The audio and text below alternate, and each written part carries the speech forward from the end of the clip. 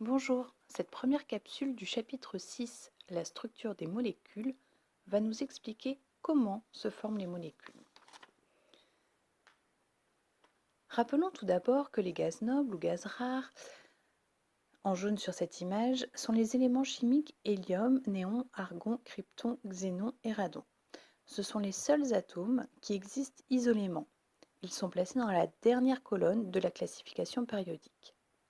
On dit que les atomes des gaz nobles sont chimiquement stables ou qu'ils présentent une grande inertie chimique. La structure électronique des gaz nobles est la suivante. Pour l'hélium, le numéro atomique Z est égal à 2. Or, un atome étant électriquement neutre, il y a autant d'électrons que de protons. Il y a donc 2 électrons à placer sur les couches électroniques. La structure électronique s'écrit donc K2. De même pour le néon, nous avons K2L8. Pour l'argon, K2L8M8, etc.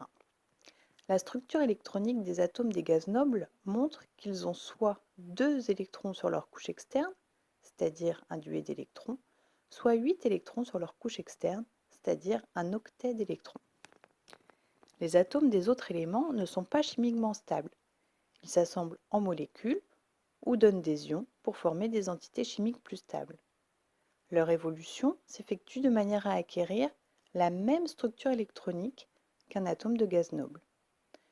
Pour cela, ils peuvent obéir à la règle du duet. Pour les atomes de numéro atomique inférieur ou égal à 4, au cours de leur transformation chimique, ils évoluent de manière à acquérir un duet d'électrons, c'est-à-dire 2 électrons, sur leur couche électronique externe. Les autres éléments obéissent à la règle de l'octet.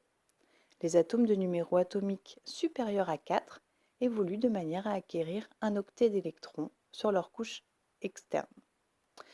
Ici, nous allons laisser de côté la formation des ions pour nous intéresser à la formation des molécules. Je me permets une petite parenthèse pour vous rappeler que chaque atome étant électriquement neutre, une molécule est électriquement neutre. Lorsque des atomes s'associent pour former une molécule, ils établissent entre eux des liaisons chimiques appelées liaisons covalentes. Une liaison covalente entre 2 atomes correspond à la mise en commun de 2 électrons périphériques pour former un doublet d'électrons appelé doublet liant. En formant des liaisons covalentes, chaque atome acquiert une structure en duet ou en octet. Le nombre de liaisons covalentes que peut former un atome est égal au nombre d'électrons qu'il doit acquérir pour avoir un octet d'électrons sur sa couche externe. L'atome d'hydrogène acquiert un duet d'électrons en formant une seule liaison covalente. Dans une molécule, tous les électrons périphériques sont groupés par paires et constituent des doublets d'électrons qui peuvent être des doublets liants quand ils constituent les liaisons covalentes de la molécule.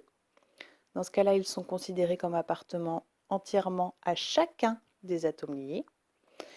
Et des doublets non liants, ils n'appartiennent qu'à un seul atome.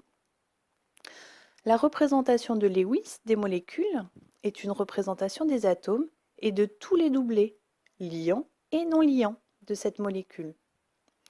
Par convention, un doublet liant entre 2 atomes est représenté par un trait, avec les 2 symboles de ces atomes, et un doublet non liant d'un atome est représenté par un trait à côté du symbole de cet atome. Il arrive que certains atomes mettent en commun plusieurs doublets d'électrons. S'ils mettent en commun 2 doublets d'électrons, la liaison covalente est double. Elle est représentée par 2 traits entre les symboles des atomes.